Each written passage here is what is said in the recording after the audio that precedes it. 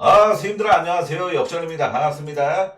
야, 기가 막히게 어제 주간 두 조합 중에 한 조합 적중을 했고, 깔끔하게 두 조합만 가서 일본 마엔 매국노 배팅. 저도 보면서, 야, 이거 내 조합표 적중을 위해서는 매국노가 돼야겠고, 그리고 또 한편으로는 나의 이 피가 한국인 피다 보니까 좀 그랬고, 보면서 참 찝찝하기도 했습니다. 근데 어찌됐건 가서 두 조합 중에 한 조합 적중을 했고요. 그리고 NBA 같은 거 오늘은 뭐 군더더기 없이 딱 메인 조합 세 조합 접근했습니다. 자, 보시면 아시겠지만 6개 중에 5개 맞았는데 덴바 마에는 제가 어제 분석 영상에서 말을 했듯이 그거였어요. 요키치가 개인 사유기 때문에 컵 경기이기 때문에 결정을 안 하지 않을까라는 예상을 좀 했습니다. 근데 그 예상이 완벽하게 빗나갔고, 이것도 어찌 보면 분석인 거예요. 요키치가 전 휴전할 것 같다. 저는 해외 소식을 보고서 솔직히 휴전할 거라고 보고 이 기준점이 오르기 전에 빠르게 마인을 간 것도 없지 않아 있습니다. 근데 어찌됐건 이거는 제가 분석을 잘못한 거죠. 나머지 경기는 아주 분석이 너무 훌륭했습니다. 어제 전체표입니다. 자, 이 멤버십 선생님들께 발송 드렸던 이 점수가 다 포함되어 있는, 자, 인디애나스는 1점짜리였습니다. 1점짜리 틀렸고, 오바 2점짜리였는데 빨간색 색칠해놨죠. 제가 메인 조합으로 간 경기였습니다. 적중을 했고, 워싱턴 프레는 1점짜리였습니다. 당연히 요 1점짜리는 소액 관전bet 혹은 패스입니다. 2점짜리 애틀란타 오바, 이것도 개극장 오바였죠. 2점짜리 빨간색 적중을 했고, 클블 마헨 이건 1점짜리였지만 적중을 했습니다. 어찌됐건 클블이 홈으로 돌아오는 경기라서 야투가 엄청나게 터지면서 이거는 진짜 해보봐. 똥줄 1g도 없는 거의 2쿼터까지 보고 퇴근했던 그런 경기. 역시도 주력 조합표에 갔죠. 적중을 했고, 레이커스 승 메인으로 서브는 저는 이거는 해외배당 그래프가 그래 제가 해외배당 신경 안 써야 된다라고 말씀을 드리는 거예요. 저는 원래 오바도 충분히 좋게 볼 경기였는데 이게 해외배당 때문에 1점을 책정했던 경기입니다. 레이커스 승 오바 둘 다 맞았고, 그리고 휴스턴 클리퍼스 오바도 이거 승패 사이드는 패스를 냈고, 오바도 이건 1.5점이었어요. 적중을 했습니다. 그리고 덴버 마헨 이거는 패착이죠. 이건 명백히 3점을 줬던 이유도 요키치가 나올 거라고 봤는데 1.5바도 적중하지 못했습니다. 오클 마에는 적중을 했습니다. 그리고 1점짜리 오바 역시도 적중하지 못했습니다. 멤피스 오바는 골스 오바는 저는 3점짜리였습니다. 당연히 되게 좋게 보는 경기. 그래서 적중을 했습니다. 세크스는 연장전까지 끌고 갔지만 아쉽게 2점짜리 탈락을 했습니다. 결국에는 빨간색 색칠했던 거 하나 둘 셋 넷 다 6승 1패. 아주 기깔나는 분석. 결론적으로 제가 오늘 오바 안 날 것 같은 경 어제 분석 영상에서 오바 안 날 것 같은 경우는 패스를 하겠다. 필라 올랜도 해건더 같은 경기 이런 거는 당연히 패스를 해버리고, 그죠? 전체적으로 오바 이것도 오바 이것도 오바 이건 틀렸고 이것도 틀렸고 이거 오바. 결론적으로 오바 갔던 것도 거의 저 어제 언더 본 거 없이 다 오바 갔던 것도 하나 둘 셋 넷 다 6승 2패 아주 고승률을 자랑을 했고요. 그러면서 딱 이 덴버 경기를 이 예측 실패를 했던 것 말고는 모두 적중을 하면서 메인 조합 세 조합 중에 두 조합 배당 모두 3배 이상 압도적인 수익률을 달성을 했습니다. 자, 솔직하게 기적의 오바였어요. 저는 인정할 건 인정합니다. 제가 부러질 때 이거 억가였다, 너무 억울하다 이런 표현을 많이 하잖아요. 근데 이건 솔직히 천운이었습니다. 운빨이었어요. 솔직히 애틀란타 오바, 전 솔직히 이거 오바 날 거라 생각 1도 안 했습니다. 솔직하게 2쿼터에 41점 났어요. 2쿼터에 기준점이 240, 거의 240에 달하는 경기가 한 쿼터가 41점 났으면 무조건 언더죠. 근데 이게 컵 경기라서 물고 늘어져서 막판까지 포기 안 하고 계속 가비지 타임에도 계속 달리는 양상이 나와서 오바가 찍힌 거죠. 악수 타임이 없었기 때문에. 골스 오바도 오늘 마찬가지입니다. 오늘 골스 마엔 막 보내주셨던 분들은 진짜 땅을 치고 그거 했을 정도로, 그러니까 제가 컵 경기라서 이런 구도가 나온 겁니다. 의미 없는 엉겨붙기가 나오잖아요. 득실 마진 때문에, 순위 결정이 되는 득실 마진 때문에 패배하는 팀도 악수타임을 당연히 안 하고 엉겨붙는. 그래서 저는 오바 위주로 받고 아주 성공적인 결과를 만들었습니다. 그죠? 멤버십 가입 한번 해주세요, 선생님들. 한 달 6만원으로 아주 저렴한 가격으로 제가 이렇게 아주 열심히 분석을 해서 좋은 결과 낳기 위해서 최선을 다합니다. 컵 경기라는 특이성을 이용해서, 그리고 제가 오늘 조합표를 발송하기 전에도, 그리고 조합표에도 저는 금액을 1.5배 이상 올려갈 예정이다 라는 거를 2번이나 멤버십 게시글로 멤버십 선생님들께 안내를 해드렸었어요. 근데 제가 승부 징크스가 있으므로 이 금액 올려가시는 건 선생님들 판단에 맡기겠습니다. 선택에 맡기겠습니다. 근데 저는 올려갑니다 라는 거를 무수히 강조를 했습니다. 그러면서 아주 대박인 결과가 나왔죠. 너무 기니까 자, 빠르게 분석 넘어가도록 하겠습니다. 5경기가 있죠. 5경기가 있다 보니까 조금 오프닝이 좀 길게 해도 좀 양해를 좀 부탁드리고, 샬럿하고 미러키 경기입니다. 양팀 상대적, 이거는 데이터가 원더맨으로 서브로 미러키 마햄보거든요. 근데 왜냐면은 이게 기준점이 210대 후반 받을 예정이에요. 근데 이게 그래도 언더를 좋게 볼 수밖에 없었던 이유가 데이터가 거의 90% 이상이 언더를 대놓고 가리키는 경기입니다. 그런 경기는 저는 데이터 성애자인 사람으로서 안 갈 수가 없어요. 데이터를 찌는 사람, 데이터를 찌는 남자, 그게 제 별칭이죠.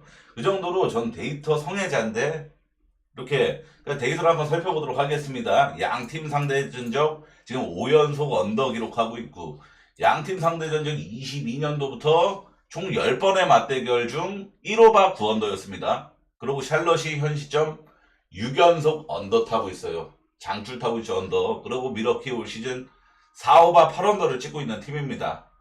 근 70% 정도는 언더를 내고 있는 팀이 바로 미러키고, 샬럿도 지금 6연속 언더 타면서 당연히 언더를 훨씬 더 많이 내고 있는 팀이고, 미러키가 지금 5경기 1오바 4언더예요.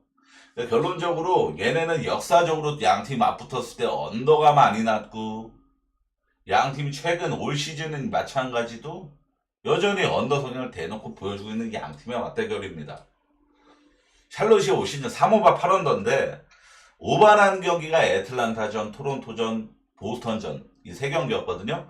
애틀란타전은 그냥 누구랑 애틀란타랑 경기를 해도 대놓고 오바 성향을 띄게 만드는 그런 팀이 애틀란타고, 토론토는 시즌 초에 오바 장출을 타던 팀이었죠. 보스턴은 이 샬럿, 그러니까 토론토랑 경기했던 것도 토론토가 오바만 주구장창 냈던 그 시기에 맞붙어가지고 오바가 났던 거였고, 보스턴전에는 샬럿이 109점밖에 못 냈던 경기였지만 보스턴이 124점을 내면서 보스턴 때문에 오바가 난 경기였습니다. 좀 더 딥하게 살펴보자면은 최근 3경기 페이스 수치가 샬럿이 25위, 미러키가 22위.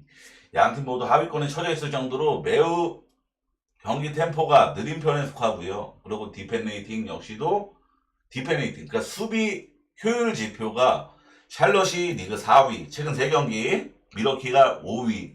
양팀 모두 수비는 매우 좋은, 최근 경기에서 아주 좋은 지표를 보여주고 있습니다. 근데 공격 지표, 오펜 레이팅 같은 경우는 샬럿이 29위, 꼴찌에서 2등, 미러키가 21위. 얘도 하위권. 양팀 모두 지금 왜 언더를 잘 내고 있는지 정확히 세부 지표도 마찬가지로 모든 걸 증명하는 그런 경기예요. 데이터, 세부 지표, 모든 게 언더를 말하는 경기입니다. 언더메인으로 서브는 미러키 마엔입니다. 미러키 마엔은 여기 써있다시피 미러키가 샬럿 상대로 지금 5연승 중인데 최소 점수차 승리가 9점 차였다. 샬럿 만났다 하면 대승 빈도가 압도적이었던 미러키였다. 상성적으로. 그리고 가뜩이나 미러키는 지금 야니스 아테토쿤보가 리그 득점 1위죠. 그러니까 미러키는 결국엔 야니스 아테토쿤보의 팀인데, 샬럿은 지금 닉 리차즈랑 마크 윌리엄스라는 주전 센터 2명이 없으므로 이건 야니스 아테토쿤보가, 가뜩이나 샬럿 만나면 더 신나게 날뛰었던 쿤보가 날뛸 환경이 더 아름답게 갖춰졌죠. 보스턴하고 토론토 경기는 이 경기가 올 시즌 최다 핸디캡 기준점을 받은 경기거든요. 토론토가 완전히 최악의 흐름을 보이고 있습니다. 오늘 역시도 디트에게 접전 끝에 패배하였고 혼자 백투백이라는 게 여파 또한 딸려져 있습니다. 토론토는 6연패를 달성했고 이 과정에서 4번을 마인당했고 2번이 프렌이었습니다. 토론토가 프렌을 찍은 상대는 덴버랑 클리퍼스. 그나마 덴버전에는 토론토가 119점이나 생산을 내면서 충분히 공격적인 면은 충분히 좋은 모습을 보였지만 딱 이 덴버전을 이후로 하락세가 시작됐던 게 바로 토론토입니다. 이후 5경기 연속으로 토론토는 110득점을 넘긴 적이 한 번도 없었습니다. 줄곧 득점력이 계속 박아버리는 추세가 지속되고 있고 이후 치른 경기에서는 클리퍼스전에도 플랜을 완성을 했었잖아요. 그때 클리퍼스가 딱 105점밖에 못 내면서 클리퍼스 역시도 굉장히 경기력이 나쁜 날이었습니다. 그런 날 말고 나머지 이제 상대했던 팀들이 정상적인 경기력을 딱 보였을 시 다 마인을 당했던 게 바로 토론토입니다. 보스턴은 전 시즌 홈에서 승률 90%를 자랑하는 팀이었습니다. 올 시즌 홈에서 3승 2패로 전 시즌 대비해서 매우 나쁜 승률을 보여주고 있는 게 바로 보스턴입니다. 다만 보스턴은 전 시즌에 단 한 번도 홈 경기에서 연패를 당한 적이 없었거든요. 단 한 번도. 그러니까 최소 2년 이상은 홈에서 연패를 당한 적이 한 번도 없는 게 보스턴입니다. 어찌됐건 일반승은 1.01 받을 게 뻔하니까 갈 수가 없는 경기고 하필 보스턴이 직전 홈 경기에서 애틀란타한테 그 1점 차로 틀에 영이 빠졌던 애틀란타한테 1점 차로 지면서 정말 수모를 당했었던 그런 상태죠. 홈팬들 앞에서 이 타이밍이 딱 아주 알맞은 타이밍이라고 봐요. 홈팬들 앞에서 야투 대폭발하면서 대승 막 30점 차, 20점 차 이상 엄청난 대승을 딱 내야만 하는 그런 타이밍이라고 봅니다. 가뜩이나 보스턴이 직전 브루클린전에서 올 시즌 내내 좀 흐름이 안 좋다가 좀 반등하는 경기를 마침내 해냈습니다. 근데 보스턴이 뭐 프로권에서 노는 팀도 아니고 우승하냐 못하냐. 올 시즌 역시도 챔피언 배당 1등이 보스턴이에요. 여전히 지금 이 시간 이 시점에도 여전히 올 시즌 반지 팀, 챔피언 팀은 배당률 1등 팀이 가장 정배 팀이 보스턴입니다. 그러니까 보스턴이 직전에 반등해주는 경기를 치렀겠다. 브루클린 상대로 이번 경기 홈으로 돌아오는 경기에서 오늘 클리블랜드 마냥 야투가 상당히 좋게 기록하면서 아주 좀 상상 이상의 대승을 해줄 가능성이 높다라고 봅니다. 보스턴 마인메인으로 언어반의 경기는 어렵습니다. 왜냐면은 토론토가 지금 언더 줄을 타기 시작했어요. 얘네가 득점을 막 100점도 막 못 넘기고 막 이러면서 언더가 계속 나고 있는 건데 그러니까 얘네 때문에 언더가 날 수 있는 경기고 보스턴이 대폭발하면은 얘네가 개막전 때 뉴욕전 마냥 얘네가 혼자서 막 130점, 140점 넣어가지고 오바 만들 수도 있는 경기예요. 그래서 언어반 굉장히 어렵습니다. 뉴올리언즈랑 레이커스 경기는 자, 이 경기는 솔직히 지금 이 시각에 좀 분석하기가 마땅할 경기는 아니에요. 최소한 이따 저녁 해 다 지고 저녁 무렵에 GTD가 뜰 것 같거든요. 제 예상으로는. 물론 어제 요키치 출전할 것 같다는 그 예상이 완벽하게 빗나갔지만 레이커스가 좀 백투백이 예민한 팀이에요. AD랑 르브론은 365일 관리가 필요한 선수들이다 보니까 이 백투백 경기는 돌발 결장을 항상 우려를 해야 되거든요. 레이커스의 백투백 경기는. 근데 이 상대가 지금 부상 병동, 완전히 라인업이 초토화되어 있는 뉴올리언즈라면은 그 가능성이 좀 더 올라가겠죠. 레이커스 입장에서는 상대 지금 완전 저렇게 초토화되어 있으니까 르브론 없어도 우리 나머지 선수들로도 뉴올리언즈는 이길 수 있으니까 르브론 결장시키자. 오늘 휴식 주자. 이런 식으로 AD든 뭐 이런 식으로 둘 중에 한 명 결장할 가능성이 저는 충분히 있는 경기라고 보거든요. 근데 솔직히 라인업 상으로 오늘 뉴올리언즈가 덴버를 이겼습니다. 마침내 연패를 끊어냈는데 제가 오늘 경기를 풀로 봤습니다. 이 머피 3세랑 보스턴 선수 이름이 보스턴입니다. 그리고 잉그램 이 세 명이 지금 주포예요. 세 명이 지금 거의 세 명이서 거의 지금 얘네만의 빅3 마냥 야투를 굉장히 많이 시도하는 그런 상황인데 얘네 세 명이 솔직히 활약이 좋습니다. 나쁘지가 않았어요. 오늘 덴버 상대로 충분히 아주 좋은 야투를 기록을 했고 괜찮은 경기력을 보여준 건 맞습니다. 근데 덴버가 요키치가 지금 모든 부분에서 최상위권에 있는 팀 선수거든요. 3점 성률, 스틸, 디플렉션, 블락, 뭐 어떤 부분, 리바운드, 모든 부분, 득점도 마찬가지고 모든 부분이 다섯 손가락 안에 들어가 있을 정도로 지금 솔직히 어떤 말까지 나오냐면은 요즘 요키치의 폼은 전성기 마이클 조던 그 이상의 실질적 지표를 보유하고 있다. 이런 말까지 나옵니다. 이게 무슨 말이냐면은 2차 스탯이라고 하죠. 농구 NBA에서는 특히나 2차 스탯, 뭐 TS라든지 뭐 선수 개개인 오펜레이팅이라든지 이런 게 지금 솔직히 말해서 뭐 레전드 뭐 마이클 말론이라든지 뭐 매직 존슨이라든지 뭐 우리 다들 아는 그런 레전드 선수들 그 선수들보다 2차 스탯이 지금 올 시즌 요키치가 더 좋아요. 그러니까 그 정도로 이 요키치가 빠진 덴버는 비록 한 명 결장이었지만 굉장히 엄청나게 컸다라는 겁니다. 엄청나게 무게감이. 근데 이 뉴올리언즈가 그런 덴버 상대로 승리를 거둔 거 가지고 솔직히 쫄 필요는 없어요. 얘네 라인업 상황을 봤을 때. 그러니까 윌리 그린 감독이 좀 명장이긴 하지만 저는 만약에 레이커스의 돌발 결정이 안 뜬다면은 레이커스 마에는 무조건 들어가야 될 경기라고 봅니다. AD랑 르브론이 만약에 제 상대로 돌발 결정을 하지 않고 정상적으로 출전한다 그러면 레이커스 마이애미는 무조건 보는 게 맞고 만약에 결장을 하면은 저는 차라리 언더 쪽으로 보는 게 낫다라고 봅니다. 왜냐하면은 뉴올리언즈가 결국에는 제가 오늘 경기를 보면서 느낀 건데 덴버라는 지금 오바 장주를 타고 있었던 8연속 오바 치고 있었거든요. 덴버가 오늘 경기 치르기 전 기준으로. 근데 오늘 뉴올리언즈랑 만나니까 결국엔 핵언더 경기 했죠. 그러니까 뉴올리언즈가 기본적으로 윌리 그린 감독이 왜 유명한 감독이냐면은 클브레 감독은 전형적으로 공격 전술을 아주 잘 짜는 감독이고 윌리 그린 감독은 수비 전술을 아주 기가 막히게 잘 짜는 감독입니다.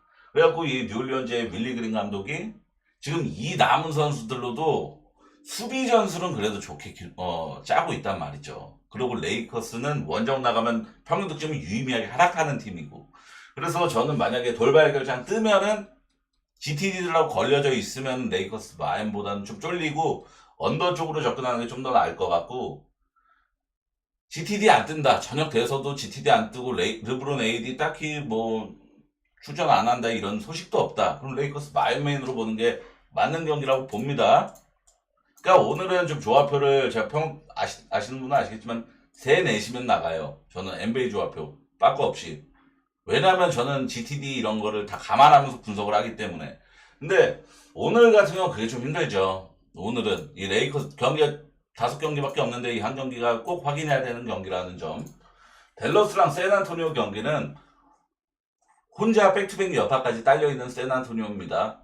더군다나 완전히 초접전을 펼쳤죠.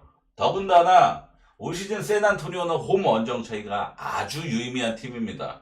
올 시즌 홈보다 원정에서 평균 득점한 13점 가까이 하락을 해요. 13점이나 평균 득점이 하락한다? 원정 바보 냄새 제대로 풍기는 거죠. 평균 실점은 고만고만한 수준이지만 미세하게 원정에서 조금 더 높습니다.